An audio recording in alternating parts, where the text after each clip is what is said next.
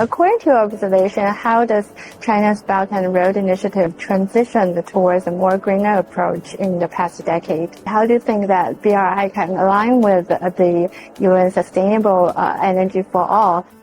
This is actually my second time in Beijing, and I love it. It was great coming from the airport and seeing all the developments in EVs, electric buses, solar everywhere, solar pumps. So it was really nice to see in practice what China is doing with renewable energy. I think there are many ways we can work together, especially on renewable energy. There's been a lot of work done already, especially on my continent, Africa, with the Belt and Road Initiative. I think moving forward, we will see a lot more transformative green energy projects, solar projects, wind projects coming about. So we're looking at ways of transferring skills, proper South-South collaboration, bringing some of the amazing Chinese manufacturing capability to the continent, but also to Southeast Asia. We have an amazing initiative called REMI, which is a renewable energy manufacturing initiative. We have one in Africa and one for Southeast Asia that looks at solar panels, lithium batteries and EVs, and using Chinese skills and knowledge to train people from Africa and Southeast Asia. So we're really, really excited how